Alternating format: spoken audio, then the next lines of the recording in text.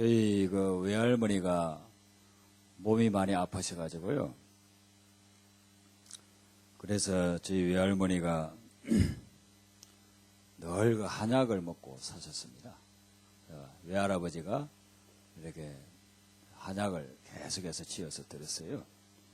그래서 이제 한약을 할머니가 이제 그 국물만 먹고 나면 그 찌꺼기가 남잖아요. 예.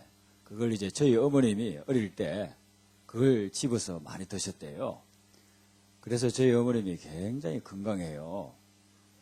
예, 어릴 때 그 한약재를 계속해서 드셔가지고 굉장히 건강하셔요. 지금 8이 넘었는데도요, 한겨울에도 그냥 전기장판 하나만 깔고 그렇게 사셔요. 이제 연세가 드시다 보니까 몸에 조금씩 뭐 심장이나 혈관이나 이런 데도 조금 안 좋은 데도 있지만은, 그런데 이제 그렇게 한약재를 어릴 때 많이 먹었기 때문에 열이 너무너무 많아요. 그래서 여름에는 아주 견디기 어려울 정도, 땀이 그냥 줄줄줄줄 흘러내려가지고 그렇게 힘드셔요. 그런데 이제 저희 어머님이 그렇게 땀을 막 흘리는 그 열이 많은 것이 저에게 넘어왔어요. 그래가지고 제가 열이 굉장히 많아요. 몸이 그렇게 건강해서 열이 나는 게 아니고 열이 그냥 그렇게 많아요. 그래서 설교를 한 5분 하면은 뭐 그때부터 벌써 열이 나기를 시작합니다. 제가 왜 서론이 기냐 하면은 윗도리를 벗고서 하겠습니다. 예, 이해해 주시기를 바랍니다. 예.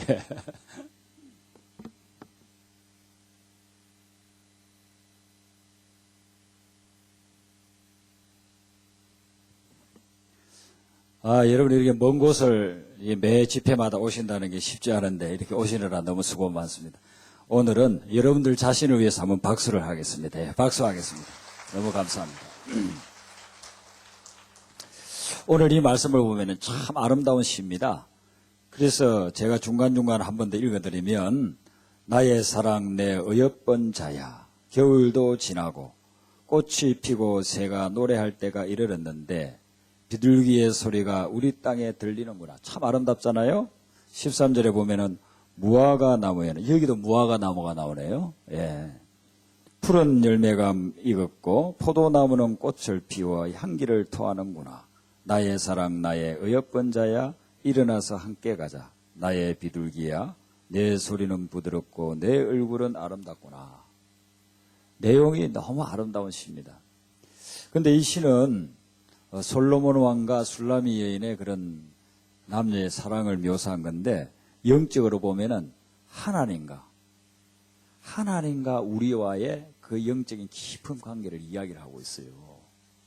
그래서 이 말씀 속에는 우리가 하나님을 향해서 어떻게 살아가야 되는가 하는 그런 메시지들이 들어 있습니다. 15절에 보면은 포도원이 나오는데 포도원에 꽃이 피었다고 했어요. 겨울이 지나고 봄이 되어가지고 포도원에 꽃이 쫙 피었습니다.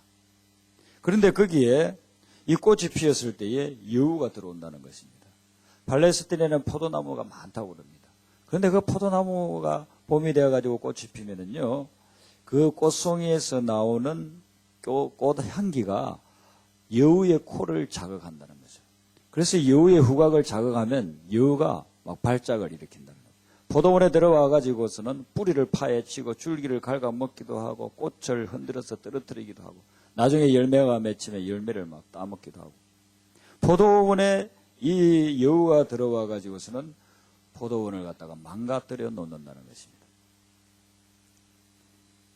여러분, 우리 인생에도 꽃 필 때를 조심해야 됩니다. 꽃이 피기 시작할 때에, 상승 무드를 타기 시작할 때에, 그때에 여러분들이 조심하셔야 됩니다. 그때에 꼭 여우가 들어오게 됩니다. 봄이 되어가지고서는 꽃이 피고 얼마나 좋은 계절입니까? 내 인생의 겨울은 이제 지났다.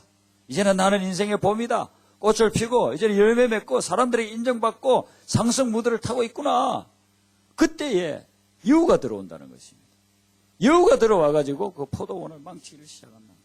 여러분이 포도원이 어디입니까? 우리의 가정을 말하고 믿음의 공동체인 교회를 말하고 여러분의 직장과 그리고 학교 다니는 사람들과 학교가 그런 포도원에 해당되는 거예요. 그래서 교회 이름도 보면 한국에 포도원 교회도 있고 미국에 가면은 빈야드 처치라는 데가 참 많이 있습니다. 그게 전부 다 포도원 교회라는 그런 뜻입니다. 포도원이 교회고 포도원이 가정인데 이 포도원에서 무엇인가를 하려고 고생이 끝나고 이제 뭔가 좀 해보려고 하고 좀 상승무듯하고 사람들이 인정받으려고 할 그때에 여우란 놈이 들어와가지고 그 포도원을 파헤치고 망가뜨리고 무너뜨리는 그런 결과를 가져오게 된다는 것입니다. 우리가 믿음 생활할 때 이 부분을 늘 염두에 두고 믿음 생활을 해야 됩니다. 이루어지지 않아가지고 밤을 새면서 기도했어요. 철학을 기도하고 금식 기도하고 기도했어요. 그래서 응답을 받고 막 기뻐하고 즐거워하는데 또 여러분들이 여기 와가지고 사흘 동안 막 하나님 앞에 기도하고 충만해가지고 내려가서 이제 뭔가 참 대단한 일이 일어나려고 하고 막 상승무대를 탈 때 그때 이제 조심해야 돼요. 이거는 복 받지 못할 때가 아니에요. 복을 받았을 때 조심해야 돼요. 연못가에서 살고 있는 개구리가 있었어요. 그런데 이 개구리는요, 하늘을 나르는 항새를 보면은 하늘을 날고 싶어서 너무너무 갈망을 하고 있었습니다. 어느 날 항새가 지나가다가 그 연못에 물을 먹으려고 앉았습니다. 개구리가 옆에 가가지고 항새에게 이야기합니다. 항새 아저씨, 저도 아저씨처럼 하늘을 날고 싶어요. 그러니까 항새가 너는 날개가 없는데 어떻게 하늘을 날 수 있냐. 그래도 나 좀 날게 해주세요. 나도 날고 싶어요. 그러니까 항새가 제안을 합니다. 그러냐? 그러면 너가 내 뒷다리를 두 손으로 꼭 잡아라. 두 손으로 꼭 잡으면 내가 날개짓을 해가지고 올라갈 때 네가 따라 올라갈 수 있지 않겠냐. 너무 좋은 아이디어입니다. 그렇게 하겠습니다. 그래서 개구리가 항새의 뒷다리를 잡았습니다. 항새가 날개를 치면서 싹 올라가는데요. 50m, 60m 막 올라가니까 자기가 있던 그 연못이 조그만하게 보이고 옆에 친구 개구리들이 있는데 개미처럼 보이는 거예요. 너무 신이 났어요. 다른 친구들은 날지도 못하는데 연못 옆에 있는데 자기 혼자 나는 거예요. 너무 좋아가지고 밑에 있는 친구들한테 알려주기 위해서 두 손을 번쩍 들고 이야 난다 하는 순간 추락해버리고 말았습니다. 근데 우리가 삶을 살아가면서 이 개구리처럼 된다니까요. 내가 대단한 존재다고 하는 그 순간에 추락해버리는 거예요.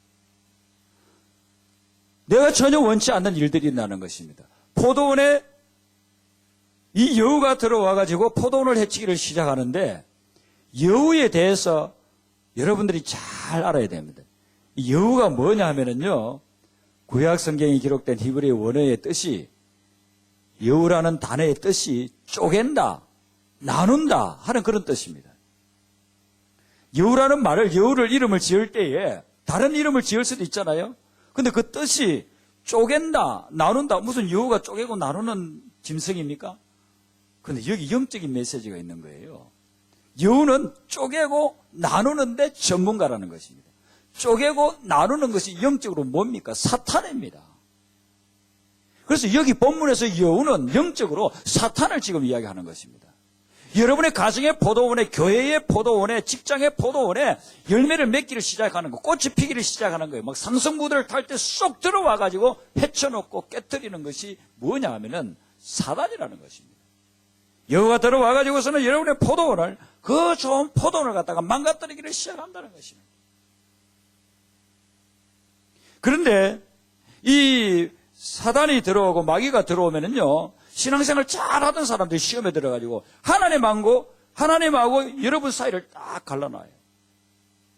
하나님 잘 믿고 신앙성장하던 사람들 하나님하고 성도들 사이를 갈라놓습니다. 그리고 성도들 간에 서로 또 갈라놔요. 성도들 사이 좋은 사이를 못 보고 있어요. 그걸 갖다 쪼개고 나누어 버려요. 그리고 목회자와 성도 사이도 쪼개고 있습니다. 그러면 여러분 인간관계에 문제가 생길 때 절대로 사람을 보지 마시고 그 사이에 들어온 여우를 봐야 돼요. 사단을 봐야 돼요. 그래야 넘어가지를 않아요. 그런데 이 여우가 들어와가지고 쪼개는데 어떤 식으로 쪼갭니까? 장작을 패듯이, 여기 뭐 기도원이고 산이니까 장작 같은 거 있잖아요. 장작을 패듯이 도끼로 패서 갈릅니까? 장작 패듯이 그렇게 도끼 사용하지 않아요, 사단이. 그럼 여러분들 댁에서 음식 만들 때 무를 자를 때 칼을 가지고 자르듯이 그리고 칼로서 자릅니까? 사단은 칼을 사용하지 않아요. 사단이 사용하는 무기가 있어요. 쪼개고 나누는데 말을 사용하는 것입니다. 말이라는 수단을 사용해가지고 하나님과 성도 간에, 성도와 성도 간에, 성도와 목회자 간에 그 사이를 좋은 관계를 다 깨뜨려버린, 난도질을 해버린다는 것입니다. 3초 동안 내뱉은 말 때문에 30년 상처를 받고서 산다는 그런 말이 있어요. 3초면은요, 한 문장밖에 되지 않습니다. 근데 한 문장의 말, 그 말 때문에 30년 동안은 상처를 받고서 산다는 것이죠. 말의 능력을 알기 때문에 사단이 말을 통해서 들어오게 된다는 것입니다. 여러분들 과거를 한번 이렇게 생각해 보세요. 여러분들 지금 마음속에 상처가 있는 분이 있고 상처가 이미 치유된 분들도 있을 텐데 그 상처를 무엇을 통해서 상처받았습니까? 다 말 때문에 상처받았어요. 대부분이 90% 이상이 한 10%는 어떤 사람의 행동이나 뭐 그런 것 때문에 받았을 수 있고 또 상처를 뭐 주지 않았는데도 내 스스로 만든 상처도 있을 수 있지만 여러분들 진짜 이런 객관적으로 내가 받은 상처라고 볼 수 있는 거 90% 이상은요 다 말 때문에 받은 상처거든요. 그래서 사단이 여우가 말을 통해서 여러분들의 그런 좋은 관계들을 깨뜨리고 상처를 주고 헤집어 놓고 파괴시키고 그렇게 해온다는 것입니다. 어떤 사람은 부부지간에 싸우다가요 남편이 아내에게 입 닥쳐라고 그랬어요. 그런데 부인이요 그 말을 듣고 나서부터 진짜 입을 닫아버렸다는 거예요. 말을 못해요. 실어증이라고 합니다. 말을 잘 하던 분이에요. 이분이요 말을 못하는 그런 사람이 아니었어요. 언어 장애가 있는 분이 아니었어요. 정상적이었어요. 여러분들처럼 저처럼 얼마든지 말하던 사람이었는데 부부지간에 싸우다가 남편이 입 닥쳐 하는 그 말을 듣고 정신적인 충격을 받아가지고 그때부터 말을 못하는 거예요. 남편이 자기 잘못을 알고 무릎을 꿇고 잘못했다고 아무리 빌어도 말을 못해요. 어느 병을 가도 죽을 때까지 말을 못하고 죽었어요. 그 사람. 실어증이에요. 말 한마디 남편이 이는 3초도 아니에요. 0.1초밖에 안 돼요. 입 닥쳐. 그 한마디 때문에 그 이후로 평생을 말 못하고 그냥 살아갔다는 것입니다. 이 말의 능력을 사탄이 우리보다 더 잘 알아요. 그래서 말을 통해서 사탄이 자꾸만 헤집고 깨뜨리고 무너뜨리고 그렇게 하려고 한다는 것입니다. 여기 연세 드신 분들은 후라이볼 각교석을 잘 알 겁니다. 이분이 원래 인천 내리감리교회에서 신앙생활 열심히 했어요. 청년 시절에는 성가대 지휘도 하고 그랬습니다. 근데 군대를 가가지고 교회를 안 나가고 예수님하고 멀어져 버렸습니다. 재능이 대단합니다. 이 사람이 영화도 만들고 뭐 연예 쇼도 하고 뭐 대단한 분이에요. 돈 많이 벌었습니다. 인기 대단했습니다. 나중에 이분이요 광고 회사를 차렸어요. 근데 이게 사업 수완이 없는 분이 하다 보니까 그 광고 회사에 가지고 다 망하고 그동안 모아놨던 돈, 그 많은 돈들 전부 다 없어져 버리고 그리고 빚더미에 앉아버렸습니다. 절망하고 좌절해 있을 때에 어느 교회 장로님과 권사리 그분을 찾아가가지고 성경을 선물을 하면서 전도를 했습니다. 그때서 이분이 그렇게 생각했다는 거예요. 아, 내가 옛날에 교회 나갔었지. 그리고 다시 예수님을 믿게 되고 부인은 처음으로 예수님 믿고 교회를 가고 그리고 하영조 목사님이 돌아가셨지만 그때 연예인 교회를 개척할 때에 개척 멤버가 돼가지고 그 교회에서 장로, 장리까지 했습니다. 그런데 연예계에 들어있으니까 계속 숱한 유혹들이 오기 때문에 자기가 한국을 떠나야 되겠다 해가지고 미국으로 이민을 갔어요. 거기 가가지고 하나님의 인도하심이 있어가지고 신학교를 다니고 57세에 개척을 했습니다. 그리고서는 그분이 개척하고 몇 년 목회를 하다가 제가 부교육자로 섬기는 교회에 집회를 한번 온 적이 있어요. 그분이 이제 간정 겸 그런 간정 집회 겸 말씀 집회를 이렇게 하시는 겁니다. 근데 그분이 그런 이야기를 하는 거예요. 자기가 교회 개척하는 하영조 목사님하고 같이 신앙생활을 하고 장로가 되고 했을 때 그때는 목회가 너무 쉽게 보이더래요. 그래서 목사가 돼가지고 교회를 개척했는데 교회를 개척하고 나니까 너무 너무너무 힘들더라는 거예요. 그리고 맨날 생각한 것이 내가 다시 한국에 돌아가가지고 하영주 목사님 가방 들고 다니면서 같이 일했으면 좋겠다. 장로가 다시 됐으면 좋겠다. 그 생각을 수도 없이 했다는 것입니다. 그 이유를 이야기하면서 그분 교회에 그 당시에 그분 교회에 이민교회인데 BMW가 2대가 있다고 하더라고요. 그래서 교회가 굉장히 부자고 교회도 많이 성장했나 보다 생각했어요. 그런데 그분이 BMW를 뭐 어떻게 해석을 하느냐 하면은요, 빅 마우스 우먼이라고 그렇게 하더라고요. 이 말이 뭐냐 하면은요, 입이 큰 여자인데, 입이 크다는 말이 아니고 말이 많은 여자였습니다.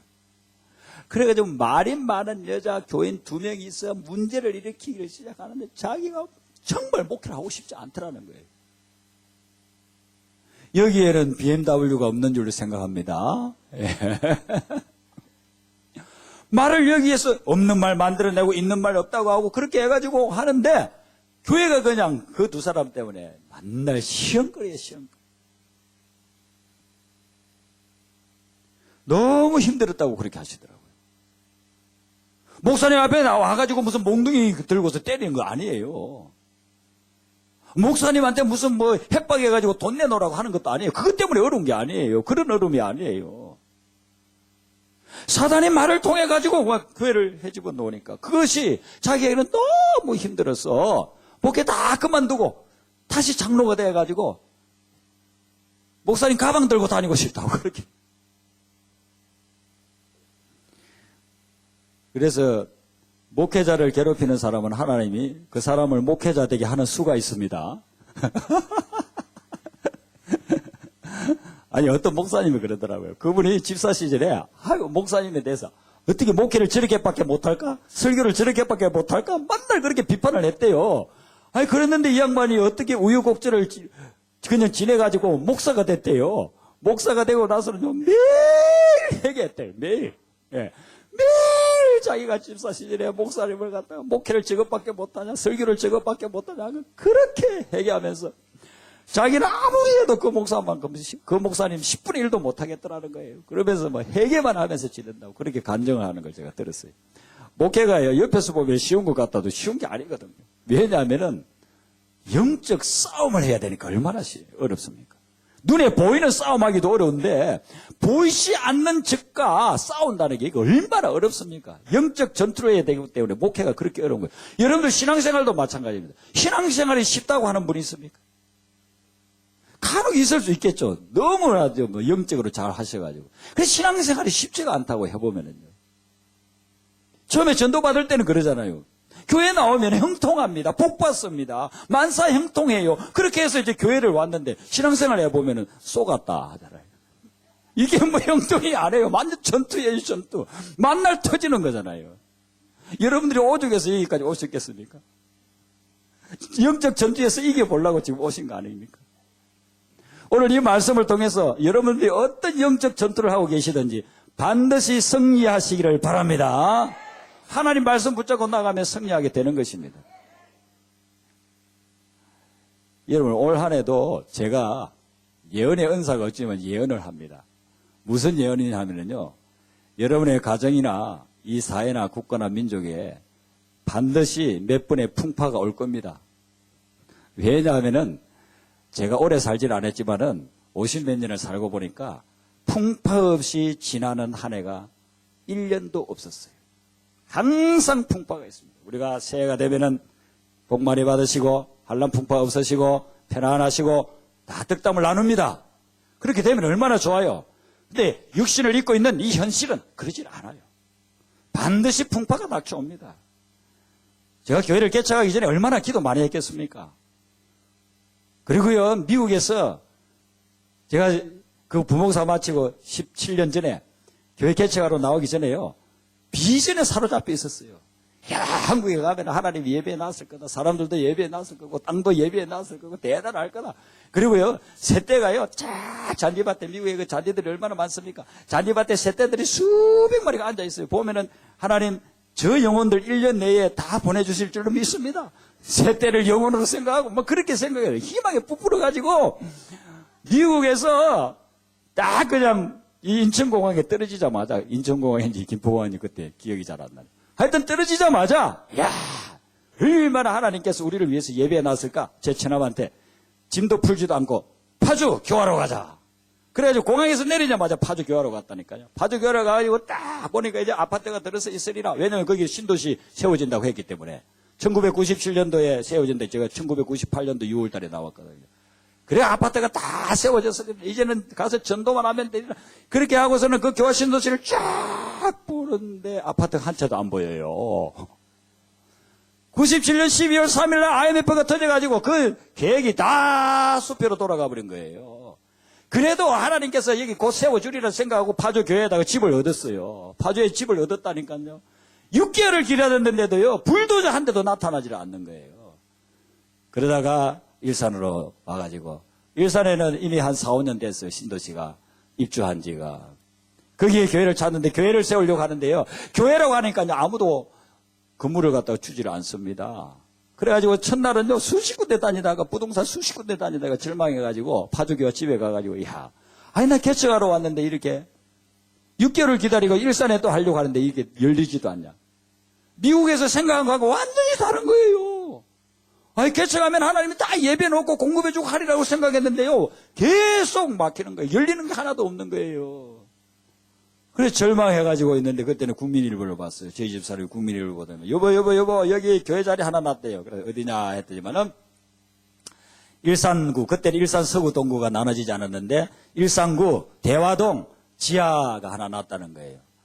그래서 그 지하를 찾아갔더니만은 거기에 목회를 3년 전에 개척한 분인데요. 하다 안 돼가지고 몸이 병들고 해가지고 두 손 두 발 다 들고서 떠나면서 거기에 자리가 나온 거예요. 야, 목회에 개척에 성공한 목사님을 만나도 지금 제가 힘을 얻을까 말까 한데 3년 동안 지하에서 완전히 실패해가지고요. 몸은 병들고 떠나는 분, 그 교회를 인수를 하면서요. 물론 뭐 그 건물 주인은 따로 있죠. 제가 얼마나 마음에 충격이 됐는지 몰라요. 그 목사님을 생각하니까 제가 눈물이 나더라니까요. 그래서 나중에 그분이 떠나가고 나서 건물은 그분께 아니니까 다른 분 주인이 있으니까 제가 아무것도 안 해줘도 되지만 너무 마음이 아파가지고 제가 그 목사님 찾아가서 몇십만 원 드리면서 목사님 위해서 제가 기도하겠습니다 그랬어요. 근데 그 목사님 결국은요, 간암으로 돌아가셨어요. 몇 개월 후에. 그분이 간암으로 돌아가서 이전에 오살리 기도원에 가서 요양을 하셨는데 제가 찾아가서 기도하면 막 울어요. 사모님하고 그 목사님하고 저도 울고 같이 울었어요. 야, 개척이 이렇게 어려운가? 개척에서 성공했다는 그런 소식을 못 들어보는 거예요. 저희들이 신학교 다닐 때요, 우리 한 목사님하고 아파트 전도대 다니고 그랬거든요, 같이. 그때는요, 천막 맞춰도 교회가 됐다니까요. 강남에 가면 강남 침례교회 있죠. 한강변에 천막 쳐놓고 지금 수천 명 모이는 교회가 됐다니까요. 그때는 진짜 천막만 쳐도 교회가 됐어요. 근데 99년도 나와가지고 딱 교회를 세우려고 하니까요, 뭐 실패했다는 소식이요, 10명 중에 8명, 9명이. 인생이 그렇게 쉽지 않다는 것입니다. 풍파가요, 우리가 없었으면 하지만 풍파는 온다는 거예요. 중요한 것은 풍파가 오느냐 안 오느냐가 아니고 풍파가 왔더라도 극복해 나가는 거라는 거예요. 오늘 이 자리에 계신 분은 올 한 해 동안 어떤 풍파가 오든지 다 극복하시기를 바랍니다. 주님 따라가면 반드시 극복하게 되는 줄로 믿습니다. 사단을 두려워하지 마세요. 이 사단의 특징을 이야기하기를 한번 보세요. 여우라고 했는데 여우 앞에 무슨 단어가 들어있습니까? 15절에 작은 여우라고 했어요. 영어에서는 리들 팍스라고 그렇게 이야기했어요. 작은 여우라는 것입니다. 이 여우가 처음에 들어올 때요, 작은 여우로 온다는 것입니다. 크게 뭐 호랑이, 사자처럼 뭐 코끼리처럼 다가오지 않는다는 거예요. 우리가 별로 중요하게 여기지 않는 틈을 타가지고 조그마한 틈을 통해서 이 여우가 들어온다는 것입니다. 큰 둑이 어떻게 무너지느냐 하면 조그만 금이 났어요. 그 금이 난 것을 통해서 들어와가지고 큰 둑을 다 무너뜨리고 그 밑에 있는 수만 가구의 집들을 다 휩쓸어 버린단 말이죠. 사단이 처음에 들어올 때 작은 여우로 들어온다는 것입니다. 조그만한 거, 사소한 거, 그런 걸 통해서 우리에게 들어온다는 거예요. 제가 어릴 때는 가난한 동네니까 요즘처럼 이렇게 놀이시설도 없고 뭐 PC방도 없던 시절 아닙니까? 그래서 겨울이 되면 겨울방학에 놀이할 게 없으니까 친구들끼리 몰려가지고 그 쓰레기장 옆에서 빈 깡통을 주워요. 그리고 버린 거 이런 거 주워가지고 철사를 깡통에다가 한 1m 정도로 이렇게 1m 길이로 딱 연결을 하고 그리고 못으로 그 깡통에 구멍을 내요. 그리고 거기다가 불씨 하나 넣고 나무 조각들을 이렇게 넣고서는 이걸 빙빙빙빙 돌리면 깡통에 그 못질한 그 사이로 바람이 들어가 불이 확 붙어요. 그러면 그걸 갖다 놓고서는 우리가 소를 갖다가 째고 그 놀이를 하는 겁니다. 친구들 한 2명하고 저하고 저희 동네 뒤에 공동묘지가 큰 공동묘지가 2군데 있었어요. 예, 양쪽으로.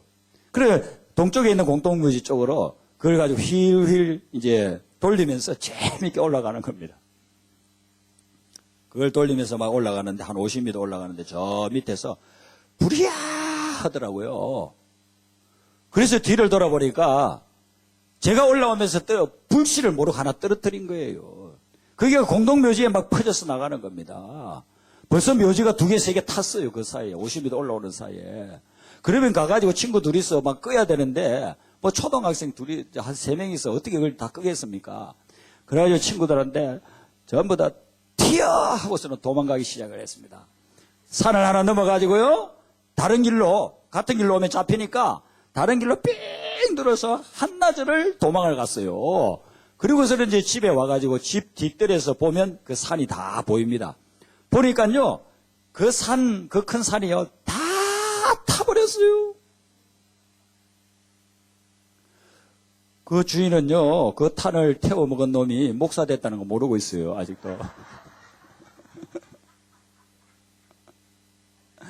깡통에서 떨어진 조그마한 불씨 하나가 산 전체를 다 태워버렸어요.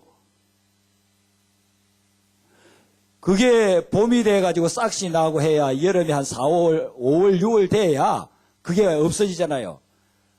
4, 5개월 동안 뒷뜰에 갈 때마다 그걸 보면서 죄책감에 내가 태워먹었다, 내가 태워먹었다. 그래서 그 해 이후로는요, 그 놀이는 영원히 할 수가 없었습니다. 산 하나를 다 태워먹었어요. 조그마한 불씨 하나가 전 산을 다 태워버렸습니다. 여러분, 이 작은 여우 한 마리가 들어와가지고 여러분의 인생의 그 큰 산과 같은 업적들을 다 무너뜨려 버린다는 거예요. 다 태워버린다는 거예요. 조그마한 불씨 하나가. 영적으로 깨어있지 않으면요, 이 작은 여우가 그냥 쏙 들어와가지고 해집고 다닌다는 것입니다. 날마다 영적으로 깨어있으시기를 바랍니다. 여우가 들어오지 못하게끔 항상 여러분들이 깨어있어요. 특별히 사소한 것을 통해 가지고 사단이 못 들어오게 해야 돼요. 부부지간에 싸우는 거 한번 보세요. 여러분들 부부지간에 많이 싸우셨죠? 네, 안 봐도 알아요. 왜냐하면 저도 많이 싸우니까. 저도 저희 집사람하고 많이 싸워요. 저희 집사람은 천사 같아요. 제가 못된 놈이에요. 이래야 혹시 이것 듣더라도 가정이 평안해요. 아니 저는 이 성장 과정이요. 여러분 지금 3번째 들어봐도 좀 비참한 과정 아닙니까? 예. 과정도 그러고 성장 과정도 그러고 하여튼 좀 비참했어요. 제가 목사가 됐다는 건 기적입니다. 기적. 예. 저는요 지금 조폭 2목 정도 하고 있으면 딱 맞아요. 저는 목사가 될 사람이 아니에요. 그래서 제가 목회를 하면서 이렇게 교인들이 이렇게 뭐 문제를 일으키면은요, 그냥 속으로 그렇게 생각해요. 아유, 될 대로 되라. 나는 뭐 다 없어져도 뭐 본전이다. 늘 그렇게 생각해요. 왜냐하면요, 저는 완전 밑바닥 인생이었다니까요. 아버지는 맨날 술 드시고 오셔가지고 두들겨 패. 얼마나 얻어받았는지 몰라요. 제가 머리숱이 많아서 얼마나 감사한지 몰라요. 제 이 머리를요, 빡빡 깎으면요, 여기에 온통 상처투성이에요, 상처투성. 술 드시니까 정신이 없으니까 유리 재트리를 던져버려요. 찢어져가지고요, 몇 발을 이렇게. 몽둥이로 두들겨 패요. 자고 있는데 두들겨 패요. 얼마나 제가 얻어받았는지. 군대 가서 고참이 때리는데요, 하나도 안 무섭더라고요. 아버지한테 맞은 게 훈련이 돼가지고. 여러분 부부지간에 싸우는 게요 사소한 거 가지고 싸우잖아요. 여러분들 사이에 일어나니까 제가 구체적으로는 모르지만은 사소한 거 가지고 싸우잖아요. 바쁜 목사로 유명한 최일도 목사님 여러분들 아시잖아요. 그분이 한 20몇 년 전에 책을 썼어요. 근데 아주 그게 베스트셀러가 됐습니다. 저도 아주 재미있게 읽었어요. 그 책에 이런 내용이 나와요. 그분이 어느 모임에 갔는데 수녀 한 분을 봤어요. 그때부터 짝사랑을 하기 시작했습니다. 수녀님을 만나가지고 나중에 견딜 수 없어가지고 결혼하자고 했습니다. 그분은 신학생이에요. 신학생. 장로교 신학생이에요. 근데 천주교 수녀를 보고 반한 거예요. 결혼하자고 하니까 그걸 들어줄 수녀가 누가 있겠어요. 그 수녀님은 저는 예수님하고 결혼했습니다. 저는 결혼할 수 없습니다. 그래서 자꾸 결혼하자고 하는 거예요. 결혼할 수 없다고. 이제는 만나주지 않아요. 너무너무 사랑하고 결혼하고 싶었는데 결혼을 할 수 없으니까 이 최일도 신학생이 편지를 씁니다. 장문의 편지를 씁니다. 거기에 어떤 핵심적인 내용이 있느냐 하면은 수녀님이 이 편지를 받아볼 때는 저는 이미 이 세상 사람이 아닐 수 있습니다. 죽으러 간다는 거죠. 그걸 읽고서는 이 수녀님이 하나님 앞에 기도를 했어요. 간절히 하나님, 이 형제가 제발 죽지 않게만 해주세요. 죽지만 않으면 제가 결혼하겠습니다. 그런데요, 그 기도를 들으셨는지 오체일도 이 전도사님이 죽으러 갔다가 안 죽고 왔어요. 그래서 결혼을 하게 된 겁니다. 신학생이 지금도 신학생들 가난하지만 그때는 더 가난했잖아요. 빈민촌에 단칸방을 하나 얻어가지고 신혼살림을 하는 겁니다. 얼마나 행복하겠습니까? 가난해도 자기가 그렇게 목숨 바쳐서 사랑한 여인하고 결혼을 했으니 얼마나 행복하겠어요.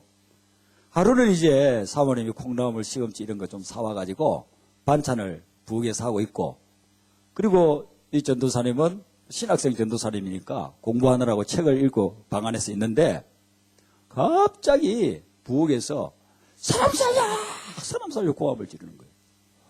어휴, 무슨 큰일 났나 싶어가지고요. 이분이 뛰어나와가지고 무슨 일이냐고 하니까 저쪽 부엌 구석에 조그마한 쥐 한 마리가 있는데 그 쥐를 보고 사람 살려 한 거예요.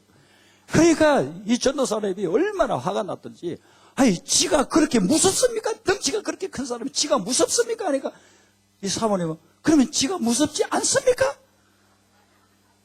그러면 아유 무섭냐고 이렇게 끝나면 되잖아요. 전도사님은 계속 화가 나 있으니까요. 쥐가 무섭습니까? 그럼 쥐가 무섭지 않습니까? 이렇게 2시간, 3시간을 하다가 나중에 사모님이 엉엉 울어버렸어요. 저녁도 못 먹고 둘 다 그냥 피곤해가지고 요쪽 구석, 저쪽 구석에 쭈그려 앉아가지고 잤대요. 아침에 새벽녘에 이제 자다가 일어났는데 또 얼굴을 보자마자 전도사님이 사모님한테 그랬다는 거예요. 지가 무섭습니까? 그러니까 사모님이 지가 안 무섭습니까? 그래가지고 또 엉엉 울고 그날은 사모님도 직장 못 가고 전도사님도 학교도 못 가고 그렇게 지냈다는 거예요. 사랑해서 목숨까지 바치겠다고 해서 결혼한 사람인데도요, 호랑이 때문도 아니고 코끼리 때문도 아니고 조그마한 쥐새끼 때문에, 여우도 아니고 조그마한 쥐새끼 때문에 그렇게 싸웠다는 거예요. 밤을 새면서 싸웠다는 거죠. 여러분, 사단이 이 작은 여우처럼 들어온다는 것입니다. 그런데 여러분, 이 작은 여우가 자세히 보면은 원어에는 보면은요 복수로 돼 있어요. 복수. 한 마리가 아니라는 거예요. 여러 마리가 온다는 게, 한 마리 온 거로 끝난 게 아니고 그 다음에 오고 그 다음에 오고 그 다음에 오고 또 온다는 거예요. 작은 여우들이라고 그렇게 이야기하고 있어요. 이 여우를 오늘 본문에 보니까 잡으라고 그렇게 이야기합니다. 작은 여우를 잡아라. 정확하게 말하면 작은 여우들을 잡아라. 여러분, 오늘 연초부터 올 한 해 동안 여러분의 포도원을 허무는 작은 여우들을 잡으시기를 바랍니다. 그러면 어떻게 하면 작은 여우들을 잡을 수 있을까요? 제가 한 번은 TV에서 여우 사냥하는 것에 대한 다큐멘터리 프로그램을 본 적이 있어요. 여우를 어떻게 사냥하느냐 하면 여우는요 굉장히 교활합니다. 아주 잽쌉니다. 잡으려고 하면 싹싹싹 도망갑니다. 그리고서는 자기가 파놓은 굴 속으로 쏙 들어가 버려요, 마지막에. 그걸 보고 이제 여우 사냥꾼들은요, 그 굴 속에 들어가는 것을 보고서 여우 사냥꾼들이 어떻게 하느냐 하면요, 들어간 그곳에다가 불을 지피더라고요. 불을 지피니까 열기와 연기가 들어가요. 그러면은 여우가 그 굴 속에서 견디지 못하고 뛰어나오더라고요. 그때 잡더라고요. 여우굴 밖에다가 딱 이렇게 포대기 같은 거 하나 해놓고 있으면, 그냥 불을 계속 떼면 확 뛰어나올 때 그때 그냥 잡아요. 제가 그걸 보면서 영적인 원리하고 비슷하다 하는 걸 느꼈어요. 여우, 사단을 어떻게 잡느냐? 자, 성경 한번 보겠습니다. 에베소서 6장 보시기 바랍니다. 에베소서 6장이 영적 전투에 대해서 이야기하고 있지 않습니까? 6장 18절 한 절 보시겠습니다. 예, 에베소서 6장 18절에 있는 말씀입니다.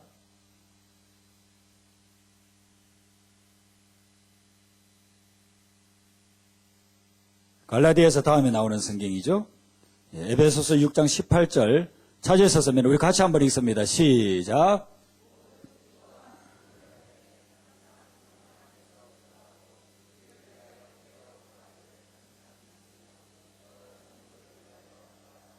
아멘. 예, 여기 앞부분에 보면은요, 모든 기도와 간구를 하되 항상 성령 안에서 기도하라고 했습니다. 마귀는요, 성령의 불, 기도의 불로 잡을 수 있는 줄로 믿습니다. 예수님을 한번 보세요. 예수님이 공생애 하는 동안에요, 사탄이 얼마나 예수님의 공생애를 방해하겠습니까? 사두개인, 바리새인, 대제사장들이 예수님을 얼마나 방해했습니까? 나중에는 결국 십자가에 못 박아 죽이지 않습니까? 심지어 사탄이 예수님하고 3년 반 동안 같이 다녔던 수제자 베드로를 통해 가지고 역사하지 않습니까? 예수님이 십자가 지게 된다고 그렇게 했을 때에 사단이 반대하지 않습니까? 그 사단이 누구를 통해서 반대합니까? 가장 친한 베드로를 통해서 오지 않습니까? 그래서 베드로에게 사단아 물러가라고 그렇게 하지 않습니까? 예수님이 공생의 기간 동안 사단이 엄청나게 공격에 올 줄을 알았어요. 가까이 있는 사람들을 통해서 공격에 오고, 멀리 있는 사람들을 공격에 오고, 여러 가지를 통해서 공격에 올 줄 알았어요. 그래서 예수님께서 하루 이틀도 아니고 40일을 금식 기도로 준비하신 것입니다. 예수님이 40일을 금식 기도했기 때문에 공생의 3년 반 동안에 사단의 그런 공격들을 다 물리칠 수가 있었던 거예요. 그리고 마지막에 이제 십자가를 져야, 그래야만 우리를 구원하는 길이 열리는데, 이 사단이 십자가 못 지게 자꾸 하잖아요. 마지막에 겟세마네에 했어요. 땀방울이 핏방울이 될 때까지 기도하잖아요. 예수님이 사탄을 이긴 것은 전부 다 기도를 통해서 이겼다는 것입니다. 우리가 기도가 왜 중요하느냐 하면은, 기도는 사탄을 이기고, 기도는 하늘 문이 열리고, 기도는 성령의 불이 오게 하는 통로이기 때문에요. 기도하면 성령의 불이 임해가지고 여우 같은 사탄을 물리치는 것입니다. 여우를 잡는 법은요, 불밖에 없어요. 사단을 잡는 법은요, 기도의 불밖에 없다니까요. 그래서 우리가 기도를 해야 돼요. 우리가 능력이 있고 재능이 있고 뭐 많이 모아놓은 게 있어도요, 이 기도하지 않으면 사탄이 어떻게 공격이 들어오는 것인지, 지금 나에게 유익을 주겠다고 접근하는 저 사람이 어떻게 사단의 매수가 되어가지고 오는 건지 아닌 건지 분별이 안 된다니까요. 근데 기도를 하면 그게 보여요. 기도하면 그게 깨달아진다니까요. 일제시대 때 유명한 목사님이 있어요. 그분 이름이 이용도 목사님이에요. 근데 이분은 너무 신비주의져 가지고 당대에서는 이단으로 취급을 받았어요. 그런데 얼마 전에는 그분이 이단이 아니라고 그렇게 했어요. 그분이 감리교단이거든요. 감리교단에서 이분이 이단이 아니라고 이단 해제를 선언을 했습니다. 정말 이분은요, 신비적인 그런 분입니다. 근데 이분이 1901년도에 태어나가지고 나중에 어머니 따라서 예수를 믿고 신앙의 깊은 세계로 들어가면서 자기가 얼마나 예수님을 닮고 싶었는지, 내가 사는 길도, 일제의 앞자에 있는 이민족이 사는 길도 예수님밖에 없다. 그래서 늘 외치는 게 미치자, 크게 미치자, 예수께 미치자 했던 사람이 이 이용도 목사님이 대단한 분입니다. 영성의 대가입니다. 영성의 대가. 이분이 어떤 기도를 했느냐면, 예수님, 저는 예수님을 닮고 싶습니다. 예수님처럼 살고 싶습니다. 그래서 제가 예수님처럼 비록 살지를 못한다 하더라도 예수님이 돌아가신 그 나이에 제가 이 세상 떠나기를 원합니다. 여러분, 그런 기도는 함부로 하지 마세요. 근데 그분은 그런 기도를 했어요. 근데 그분이 언제 돌아가셨는지 아세요? 1901년생인데 1933년에 돌아가셨어요. 33세를 살고 돌아가셨어요.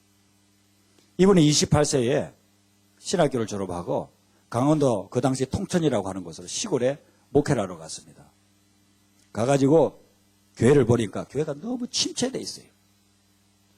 여러분 지금으로부터 1928년도가 한 90년 전 일이잖아요. 90년 전에 뭐 한국에 교회가 뭐 많았습니까? 시골에 이제 몇 개씩 세워지고 뭐 그렇게 도시 중심으로 몇 개씩 세워지고 그런 때 아닙니까? 근데 그 시골 교회를 갔는데 그 시골 교회가 너무 침체되어 있는 거예요. 자기 생각과 자기 머리로 하려고 하면 안 되는 겁니다. 그래서 어떤 분이 금고를 해줍니다. 금식 기도를 하라고. 그래서 금강산. 그때는 남북이 왔다 갔다 할 수 있을 때니까. 금강산에 들어가가지고요. 열흘 금식 기도를 했습니다. 산속에서. 열흘 금식 기도를 하고 교회를 와가지고 교회에서 새벽 3시에 일어나가지고 기도를 하는데요. 새벽 3시에 일어나서 교회를 위해서 기도를 하고 있는데 영적인 세계가 열리면서 환상이 딱 보이더랍니다. 그 환상이 뭐냐면요. 마귀가 자기 앞에 딱 서 있더라는 거예요.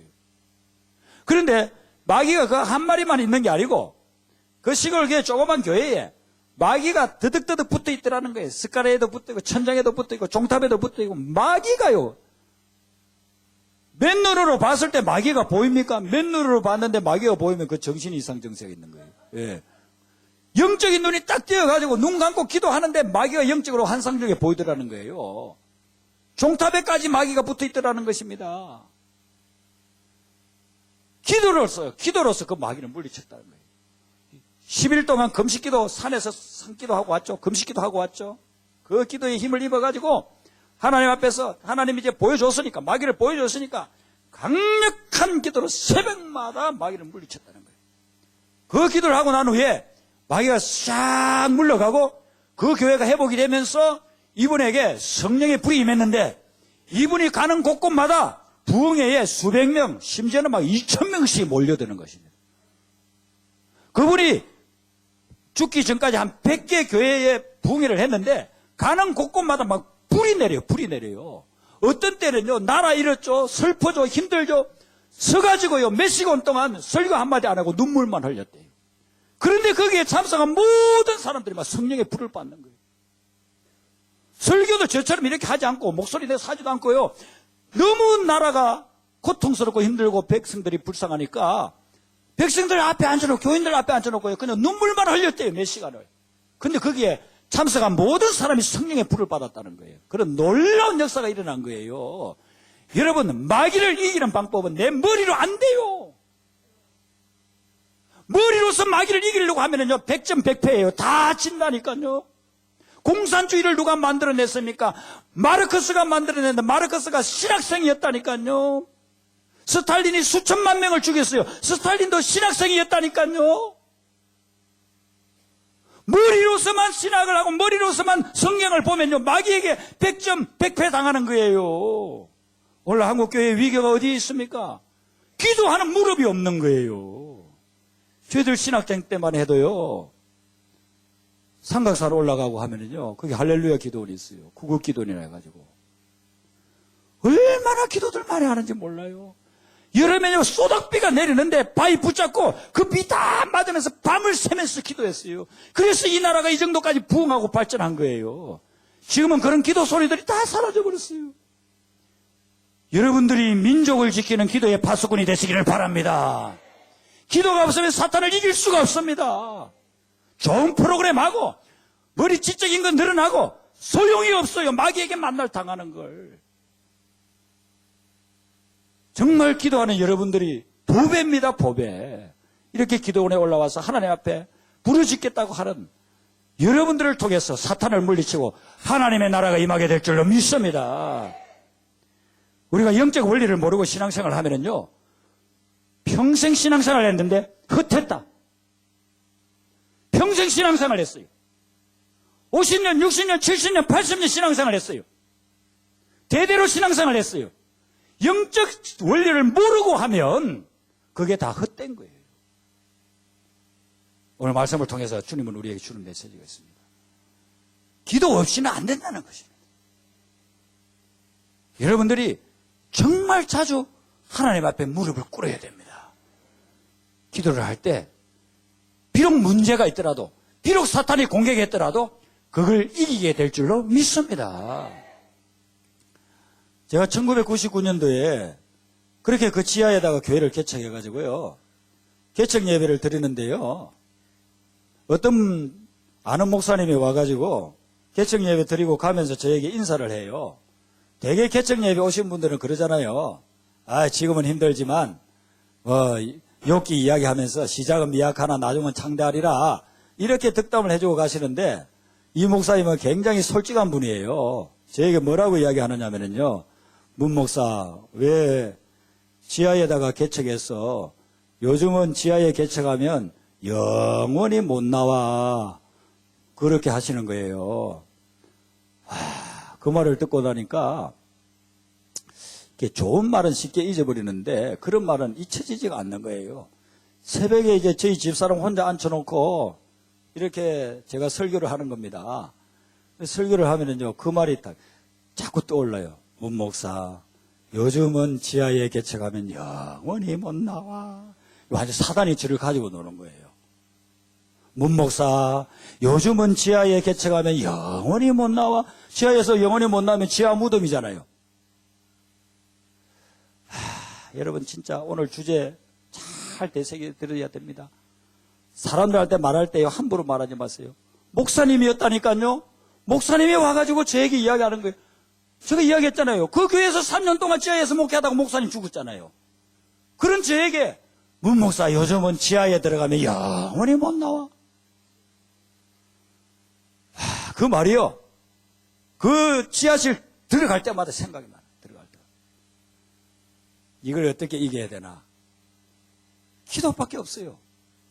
그래가지고요. 파주에 그때 살면서 아침에 30분을 차 몰고 와가지고 제 집사는 혼자 앉혀놓고 혼자 앉아있는데 쭈글스럽게 또 하면 얼마나 서글프겠어요. 그래서 그때는 저희 집사는 혼자 앉아있는데 한 1000명 앉아있다 생각하고 제가 설교를 1시간씩 했어요.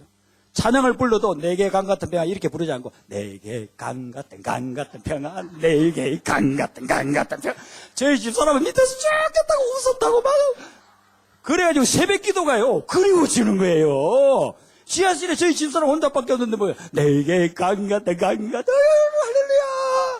밖에서 들으면 무슨 수천 명 앉아서 지금 예배 드리는 것처럼 그렇게 하고서는 그 다음에 주여 삼창하고 기도합시다 하고서는요 막 2시간씩 기도 새벽에 2시간 기도하고 그 다음에 전도 다니다가 저녁에 또 가요. 저녁에 또 가가지고 또 기도. 하나님 저는 지하에서 죽기 싫습니다. 빨리 탈출하게 하여 주시옵소서. 데드라인을 딱 정했어요. 6개월 내에 탈출하게 해주세요. 하나님 6개월 내에 탈출하게 해주세요. 왜냐하면 그 고향에는 물난리가 났잖아요. 한번 물난리가 나면 전부 다 지하는 다 잠겨버려요. 그러면 성구 그거 해놓은 거 전부 다 없어져버려요. 못 써요. 하나님 6개월 내에 탈출하게 해주세요. 1월 17일 날 설립 예배를 드렸어요. 그리고는 새벽마다 저녁마다 3시간 4시간씩 하루에 기도했어요. 저희 집사람하고 저하고 낮에는 그냥 전도하러 다니고 한 명이라도 전도하면 또 속으로 간다 해가지고 몇 개월씩 그냥 매주마다 찾아갔어요. 어떤 사람은요 제가 할머니인데 남편한테 하도 속이 상해가지고 남편이 바람피에 평생 그래가지고 속이 상해가지고 불면증이 걸리는데 잠이 안 오는 분이요. 그분을요 저희 집사람하고 100번을 예배 드리러 갔다니까. 100번을 새벽마다 저녁마다 기도하면서 그렇게 했어요.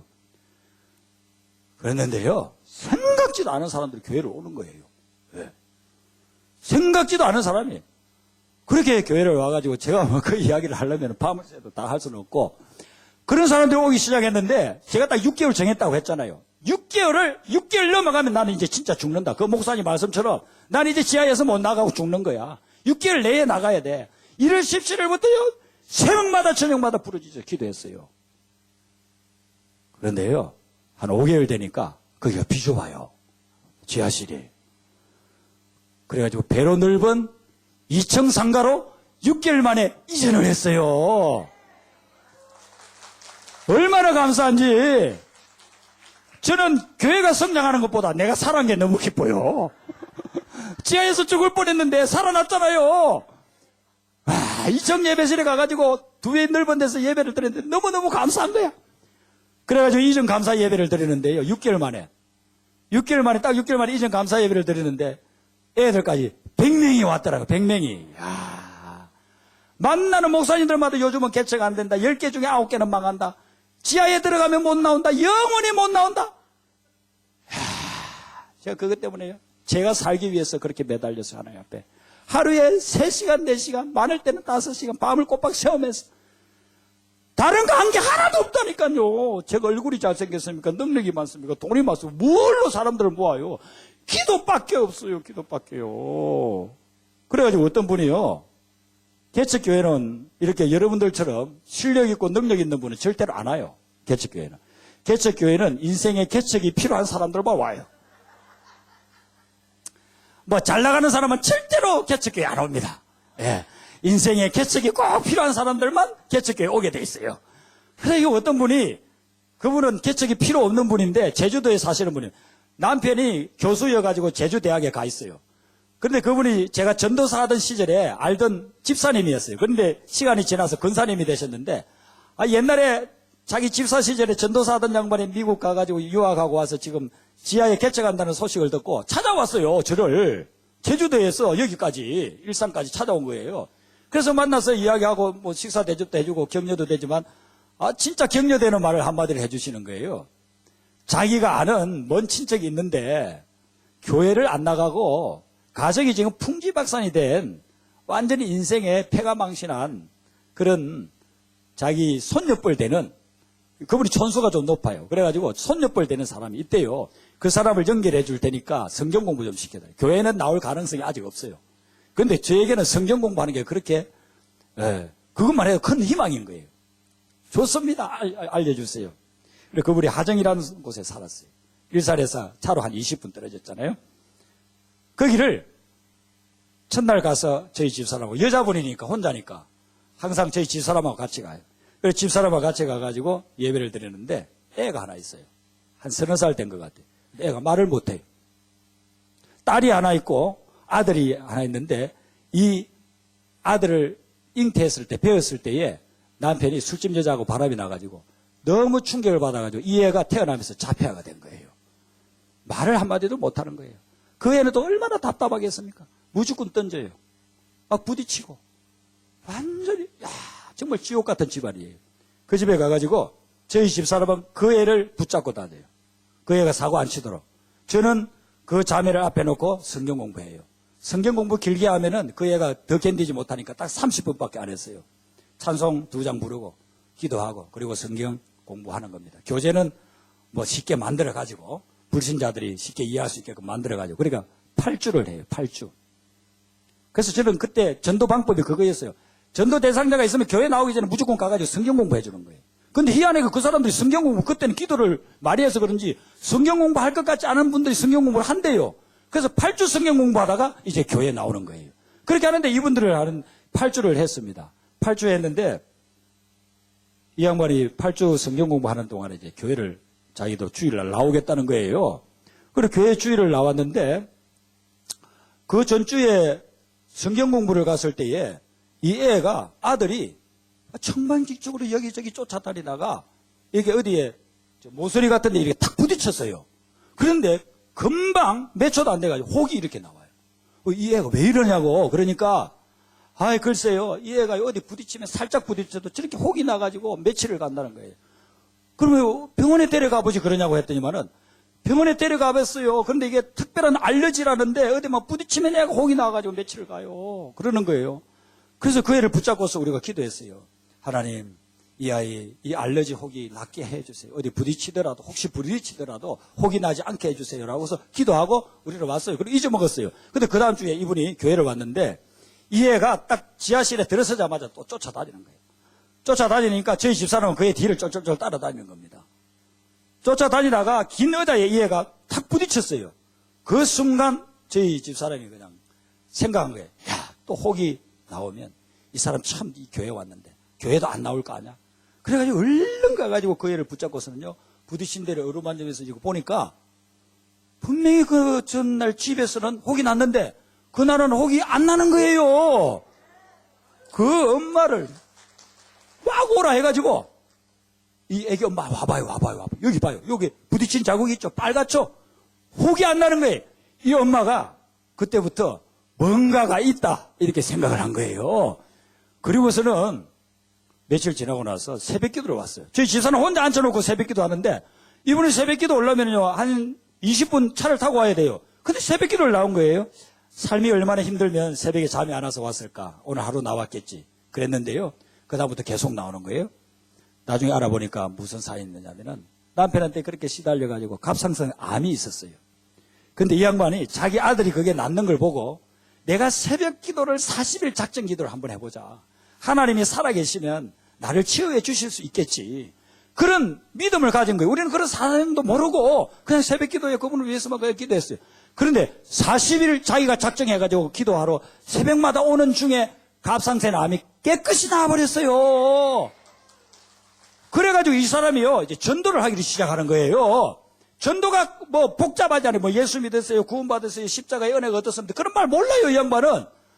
저 일산 대화동에 가면 지하에 미국에서 유학하고 온 목사님이 개척을 했는데 우리 아들이 혹 나가는 거 알지? 이웃에 다 아니까. 그거 나왔다. 지금 이제 안 나와.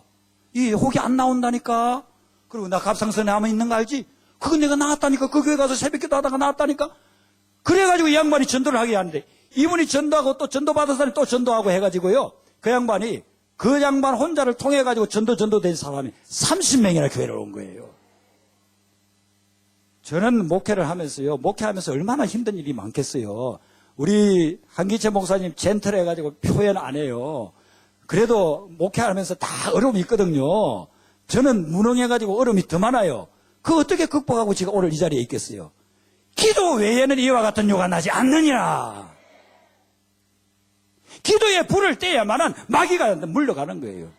여러분들 지금까지 살아오면서 받은 상처 있습니까? 말 때문에 받은 상처 있습니까? 오늘 기도에 불러서 다 태워버리시기를 바랍니다. 절대로 그 마귀에게 그것에 끌려다니지 마시기를 바랍니다. 주님께서 주시는 능력의 불로, 성령의 불로 다 태워버리시기를 바랍니다. 기도의 불은 어떤 마귀의 것도 다 물리쳐버리는 줄 믿습니다. 여러분들이 받은 상처가 자꾸 생각나게 하는 그 마귀가 하는 겁니다. 성령의 불로서 다 태워버려야 됩니다. 기도의 불 다 태워버려야 됩니다. 그러는 가운데서 저희들이 이제 상가교회로 옮겨가지고요. 새벽 기도를 하는데 젊은 자매 하나가 새벽 기도를 나와요. 참 귀하잖아요. 청년이 20대 청년이 새벽 기도를 나온다는 게 그게 귀하잖아요. 그래서 계속 나오길래 뭐 새벽 기도만 나오는 분을 또 이야기하면은 새벽 기도도 안 나올 수 있으니까 몇 달 지나고 나면 저희 집사람 보고 한번 만나보라고 했어요. 그럼 물어보니까 교회가 서울에 있는데 집이 우리 그 교회 앞에 일산에 있는 거예요. 그래서 새벽 기도를 자기 교회는 못 나가니까 주일날은 서울에 있는 교회 나가고 새벽 기도를 나왔어요. 그러다가 이제 뭐 제자 훈련도 받고 싶다고 해가지고 그렇게 해서 그냥 저희 교회에 청착을 했습니다. 그래서 저희 집사람이 너무 좋은 자매니까 중매를 해줘야 되겠다 싶어가지고 하여튼 아는 분을 통해서 중매를 했습니다. 그래서 결혼을 했어요. 결혼을 해가지고 이제 아기 딸을 낳고 그 다음에 아들을 쌍둥이를 낳았어요. 근데 아들 둘 중에 하나는 건강한데 하나가 자꾸 병치레를 하는 겁니다. 근데 새벽 기도도 나오는 그런 자매인데 이제 나중에 여자 집사님이 되었죠. 그 여자 집사님이 이 아기가 자꾸 아프니까 기도를 하다가 어느 날은 음성을 들었대요. 기도 중에. 그러면서 저희 집사람을 찾아왔다는 것입니다. 사모님 제가요 우리 아픈 아들을 위해서 막 기도를 하는데 기도 중에 음성을 들었습니다. 그럼 무슨 음성을 들었습니까 하니까 하나님이 우리 아들을 데려간대요. 기도 중에 음성을 들었는데 아픈 아들을 위해서 기도 얼마나 많이 했겠습니까? 기도하는데 네 아들을 데려가리라 그러더라는 거예요. 그 말을 듣는 순간 저희 집사람이 하나님이 왜 데려가느냐고, 데려갈 거면 왜 아들을 주시겠느냐고, 그는 마귀의 음성이니까 그게 신경 쓰지 말고 하나님께만 매어달려서 기도하라. 우리가 기도하겠다고 같이 기도하죠. 제가 그걸 듣고서요. 이거 한번 보세요. 쌍둥이 태어났는데 한 명 죽으면 그 개척교회가 그게 제대로 되겠어요? 또 기도하는 겁니다. 하나님, 그 음성은 분명히 마귀가 사탄이 준 음성이니 하나님께서 역사하시사 이 아들을 살려 주시옵소서. 기도했어요. 그 애가 살았겠어요? 죽었겠어요? 죽었으면 제가 간증을 못하죠. 예. 살아났어요. 그리고 나서 이제 저희들은요 미국으로 청빙받아서 갔습니다. 근데 저희들이 가고 난 후에 이분이 그 교회 적응이 안 된다고 떠났어요. 그래서 이 교회, 저 교회를 다니다가 저희들이 미국에서 나와가지고 개척한다고 하니까 너무 좋아해가지고 지난 11월 달에 저희 교회에 왔어요. 그렇게 해가지고 신앙생활을 하는데 이분의 성탄절을 보내면서 뭐 애들 다 합쳐서 30명밖에 안 되니까 성탄 축가 예배 드릴 수도 없잖아요. 그래서 25일 날 애들 재롱장치 겸 그냥 말씀도 하고 그리고 그냥 같이 모여서 좀 떡국도 먹고 그런 시간을 가졌어요. 근데 이 아이들이요, 지금 이제 초등학교 3학년이에요. 애들을 얼마나 잘 키웠는지 몰라요. 순서를 자기들이 한다고 해서 순서를 하라고 했는데 창세기를 외우기 시작하는데 둘이서 나와가지고 같이 합창하듯이 창세기를 외우는데 창세기를 1장을요 한 토시도 틀리지 않고 다 외워버리는 거예요. 얼마나 지금은 건강한지요. 이렇게 계단 우리는 하나씩 내려가지 않습니까? 이 애들은요 계단 5개 6개를 있고 훌쩍 뛰어서 막 뛰어다녀요. 네 아들을 데려가리라. 하나님의 음성이 아니고 사탄의 음성입니다. 그렇게 기도하는 사람에게도 사탄이 들어와가지고 작은 여우가 들어와가지고 애기 데려간다고 그런 음성을 들려준단 말이에요. 분별하시기를 바랍니다. 기도를 통해 성령의 분별하는 음성을 들으시고 사탄의 음성은 물리치시고 성령에 불러서 승리하시기를 바랍니다. 여러분, 오늘 이 말씀 가지고 우리가 한번 기도하겠습니다. 오늘 이 말씀들 중에서 여러분들에게 개인적으로 하나님이 주시는 말씀이 뭡니까? 그 말씀 붙잡고서 주여 작은 여우들을 물리치게 하여 주시고 기도의 불 성령에 불러서 승리하는 역사가 있게 해달라고 우리 다 같이 주여 부르고 기도합니다. 주여 할렐루야. 살아계신 하나님 아버지,